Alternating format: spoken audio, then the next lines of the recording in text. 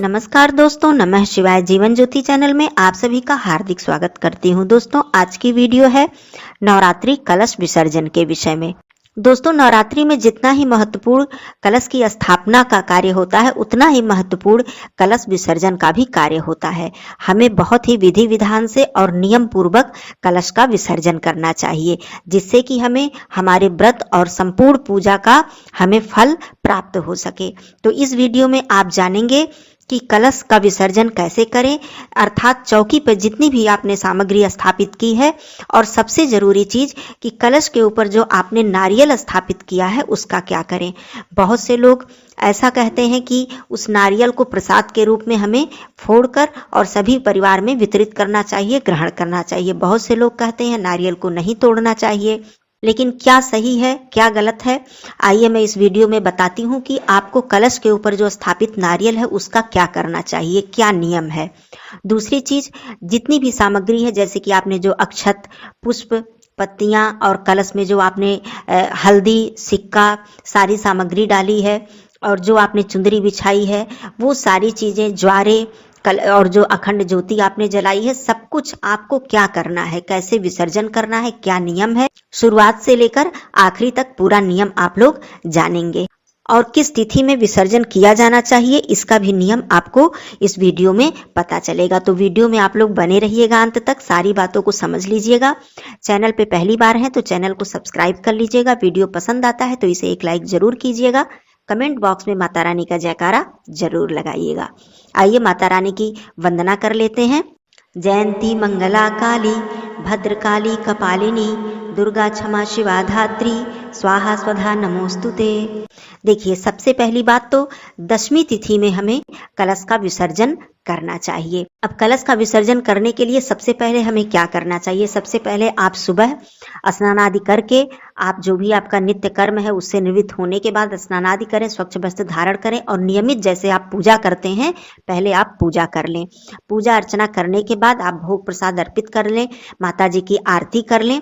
सब कुछ करने के बाद अब आप विसर्जन का जो कार्य है उसे शुरू करेंगे। सबसे पहले कलश को थोड़ा सा हिलाने के बाद आप प्रणाम करते हुए कलश में स्थापित सभी देवी देवता से आग्रह करेंगे, हे कलश में स्थापित सभी देवी देवता, आपसे मैं आग्रह करती हूँ या करता हूँ कि अब आप अपने धाम को जाइए। माँ लक्ष्मी जी, श्री गणेश भगवान जी सदा सर्वदा के लिए हमारे घर में विराजमान रहें और आप लोग अपने धाम को जा सकते हैं। हमारा जो मांगलिक कार्य था वो संपन्न हुआ। आप हमें आशीर्वाद दीजिए, हम पर कृपा बनाए रखिए। जो भी हमें ज्ञान था, जो भी हमें बुद्धि थी, वो हमने किया, इसे स्वीकार कीजिए। फिर जब मैं आवाहन करूंगा या करूंगी तो मेरे आग्रह पे, मेरे आवाहन पे फिर आप मेरे घर में पधारिएगा। इस तरह से प्रणाम करके, इसका संस्कृत श्लोक भी है लेकिन मैंने हिंदी में बता दिया जिससे कि आप सभी लोग बोल सकें। तो इस तरह से बोलकर आप कलश को हिलाएंगे। उसके बाद आप नारियल को उठाकर धीरे से आप आंचल में, किसी भी बहन या बेटी के आंचल में, चुन्नी में उसको रखेंगे। उसके बाद आप कलश का जो जल है उसे पूरे घर में उसका छिड़काव करेंगे। जो जल बच जाता है उसे गमले या स्वच्छ किसी पौधे की जड़ में डाल देंगे, इधर उधर गंदे स्थान पे न जाने पाए। कलश में जो आपने सामग्री डाली है, जिसमें कि सिक्का, दूर्वा, लौंग, इलायची, हल्दी की गांठ, उसमें से आप सिक्का केवल निकाल लेंगे। उसे आप लाल कपड़े में बांधकर अपने पर्स या किसी तिजोरी में आप अपने घर में रख लेंगे। इससे धन में वृद्धि होती है और माँ लक्ष्मी जी की कृपा सदा बनी रहती है। उसके बाद जितने अक्षत हैं, जैसे कि हमने नवग्रह की स्थापना की है, अष्टदल कमल इत्यादि हमने बनाया है, उसको आप गौ माता को उस अक्षत को खिला सकते हैं या पक्षियों को भी डाल सकते हैं।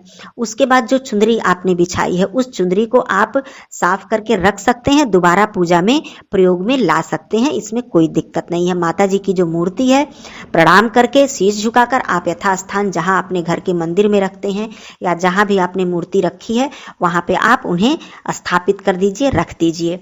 उसके बाद आपने जो ज्वारे बोए हैं, ज्वारी की जो फसल उगी हुई है उसको भी तोड़कर आप किसी कपड़े में लपेटकर अपने तिजोरी में रख सकते हैं। बाकी जो फसल है उसे आप किसी धान या गेहूं के खेत में, जैसे जहां पे फसल उगी होती है वहां भी डाल सकते हैं और किसी पौधे में भी डाल सकते हैं और विसर्जन भी कर सकते हैं। इस तरह से ज्वारे का आपने विसर्जन कर दिया और बाकी जितनी सामग्री जैसे आपने पुष्प इत्यादि अर्पित किया है, पत्तियां हैं, पुष्प हैं और जो आपने सूक्ष्म हवन प्रतिदिन किया है उसकी राख है, वो सारी चीजें आपको विसर्जन करनी होती हैं। बहुत ही श्रद्धा से, बहुत ही प्रेम से किसी लाल कपड़े में लपेट कर, बांध कर, बहुत ही श्रद्धा से शीश झुकाकर आपको बहते जल में उसका विसर्जन करना होता है।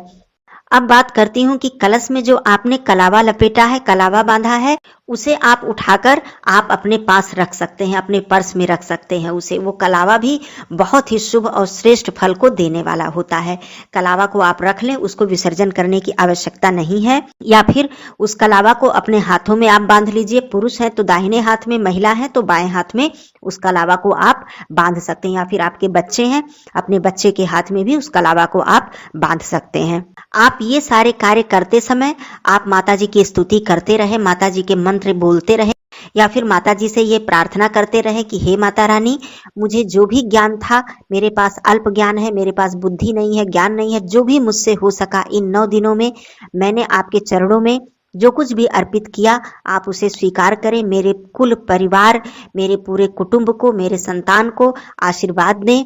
मुझसे जो भी त्रुटि हुई है अपना संतान समझकर मुझे क्षमा करें। इस तरह से आप अपने मन में भाव रखकर माता जी से प्रार्थना करते रहें, बोलते रहें और ये विसर्जन का कार्य करते रहें। अब आपने पूरी सामग्री को एक किसी पात्र में या लाल कपड़े में बांध दिया। अब बात आती है नारियल की, जो कि सबसे मुख्य होता है और इस विषय में बहुत ही ज्यादा दुविधा होती है। बहुत से लोग उसे प्रसाद के रूप में ग्रहण करते हैं, बहुत से लोग कहते हैं विसर्जन कर देना चाहिए, बहुत से लोग कहते हैं रख देना चाहिए। देखिए, 2 चीजें हैं। पहली बात तो मैं बता दूं और उसका कारण भी बताऊंगी कि प्रसाद के रूप में आपको ग्रहण नहीं करना चाहिए, अर्थात नारियल को नहीं तोड़ना चाहिए। क्यों नहीं तोड़ना चाहिए, इसका कारण भी आप लोग जान लीजिए कि आपने जो नारियल की स्थापना की है, इसे माँ लक्ष्मी के स्वरूप में आपने स्थापित किया है। आपने प्रसाद के रूप में अर्पित नहीं किया है उसे। देखिए, जो भी हम लोग माता जी के चरणों में अर्पित करते हैं वो प्रसाद बन जाता है, चाहे वो लौंग इलायची हो, पान का बीड़ा हो, या फिर प्रसाद जो भोग अर्पित करते हैं वो तो प्रसाद होता ही है। कहने का मतलब माँ के चरणों में जितनी भी चीजें हम अर्पित करते हैं वो प्रसाद हो जाती हैं, वो हमारे लिए प्रसाद है, हम उसे ग्रहण कर सकते हैं। बहुत से लोग कहते हैं जो पान का बीड़ा हम लोग अर्पित करते हैं उसे नहीं ग्रहण कर सकते हैं। बिल्कुल कर सकते हैं, लौंग इलायची, पान का बीड़ा सब कुछ हम लोग ग्रहण कर सकते हैं। लेकिन बात आती है नारियल की। नारियल हमने माता जी के चरणों में अर्पित नहीं किया है, हमने नारियल की स्थापना की है। इस बात को आप लोग समझिए। देखिए, महाअष्टमी के दिन जिस दिन हम माँ महागौरी जी की पूजा करते हैं उस दिन हम लोग नारियल प्रसाद के रूप में अर्पित करते हैं। उस दिन का मुख्य जो भोग प्रसाद है वो नारियल है। वो नारियल जो हम लोग अर्पित करते हैं उस नारियल को हमें ग्रहण करना है, क्योंकि वो प्रसाद है। और जो आपने कलश पे स्थापित किया है वो प्रसाद नहीं है, वो साक्षात माँ लक्ष्मी जी का स्वरूप है। सुख सौभाग्य को देने वाली माँ लक्ष्मी जी के रूप में हम वहां पर नारियल स्थापित करते हैं। तो वो नारियल साक्षात माँ का स्वरूप हो गई, माँ लक्ष्मी जी का स्वरूप हो गई। तो उस नारियल को तोड़ना नहीं चाहिए, मेरा यही मानना है और नियम यही है। वैसे आप लोग जो भी आपके पंडित जी या गुरु जी कहते हो, आप लोग जरूर उसको सुनिए। मैं नहीं कहती हूँ कि आप सिर्फ मेरी बात को सुनिए, लेकिन मैं कारण भी बता रही हूँ। अब उस नारियल का 2 कार्य आप कर सकते हैं, विसर्जन भी कर सकते हैं, कोई दिक्कत नहीं है। लेकिन सबसे उत्तम मैं बताऊं जो नियम होता है, लाल कपड़ा उसमें बांधकर और मौली लपेटकर हम लोग कलश पर नारियल की स्थापना करते हैं। आप उसको उसी रूप में अपने पूजा स्थान पे रख दें, अर्थात अपने घर के मंदिर में रख दें और उसकी नियमित पूजा करें। कहा जाता है कि घर के मंदिर में नारियल रखना बहुत ही शुभ माना जाता है, जैसे कि हल्दी की गांठ रखना, शंख रखना और धार्मिक जो पुस्तकें हैं उनको रखना। तो ये सारी चीजें बहुत ही शुभ मानी जाती हैं। गंगा जल रखना, तो उसी तरह से नारियल रखना भी बहुत शुभ माना जाता है। और आप चाहें तो उसकी पूजा प्रतिदिन जैसे हम भगवान की पूजा करते हैं आप कर सकते हैं। फिर जब अगली नवरात्रि आएगी, चैत्र वाली नवरात्रि, तो फिर आप कलश स्थापना करेंगे। तब उस नारियल को आप विसर्जन करके फिर जब दूसरा नारियल जो आपने स्थापित किया है वहां पर उस स्थान पर उस नारियल को फिर रख देंगे। जैसे हम लोग माँ लक्ष्मी जी की स्थापना करते हैं और जब पुरानी वाली जो मूर्ति होती है माँ लक्ष्मी जी जो पिछले साल हमने स्थापना की होती है उनका हम लोग विसर्जन करते हैं और फिर नई मूर्ति को पूजन करके स्थापित कर देते हैं। इसी प्रकार से आप नारियल को भी कर सकते हैं। आप पूजा स्थल पर रख दें और फिर अगले नवरात्रि उस नारियल को विसर्जन करके आप अगला नारियल फिर वहां पर रख सकते हैं। यदि आपके मंदिर में जगह नहीं है, छोटा मंदिर है, तो आप विसर्जन कर सकते हैं। लेकिन तोड़ने की बात तो मैं बिल्कुल नहीं कहूंगी कि आप उस नारियल को तोड़कर और प्रसाद के रूप में ग्रहण कर लें, ऐसा नहीं करना चाहिए। तो नारियल के विषय में ज़्यादा कन्फ्यूजन होता है, इसलिए मैंने बता दिया। बाकी सामग्री के विषय में भी मैंने बता दिया।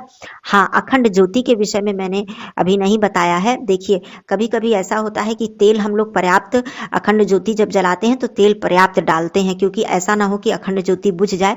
तो कभी कभी ऐसा होता है, नवमी तिथि समाप्त होने के बाद तक वो अखंड ज्योति जलती रहती है। तो आपको कलश विसर्जन, यदि आपने 10वीं की प्रातः काल आप कर रहे हैं और आपकी अखंड ज्योति अभी बुझी नहीं है, तो आपको अखंड ज्योति बिल्कुल नहीं बुझानी है।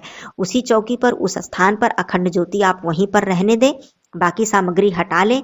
जो चौकी पे आपने वस्त्र बिछाया है, मान लीजिए उसके ऊपर अखंड ज्योति है, तो वस्त्र रहने दें और बाकी चीजें आप हटा लें, एक कपड़े में लपेट कर बांध दें। और जब तक ज्योति आपकी जलती है तब तक जलती रहने दें।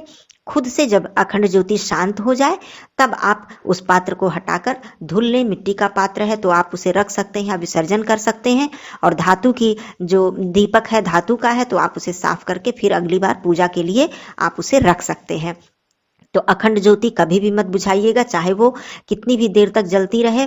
जब वो अखंड ज्योति शांत हो जाए तभी आप उसे उस जगह से हटाइए। तो मुझे लगता है कि सारी चीजें मैंने बता दी हैं। जितनी भी सामग्री की स्थापना आपने की थी, सब इसी तरह से आप लोग कर लीजिएगा। और माता रानी की कृपा आपके परिवार पर, आप पर सदा सर्वदा बनी रहे, ऐसी कामना करती हूँ। फिर भी विसर्जन के विषय में कोई भी बात रह गई हो, आपको कोई भी प्रश्न पूछना हो, तो आप लोग बिल्कुल पूछ सकते हैं। आप लोगों का स्वागत है। फिर मिलती हूँ अगले वीडियो में। तब तक के लिए धन्यवाद। नमः शिवाय। हर हर महादेव।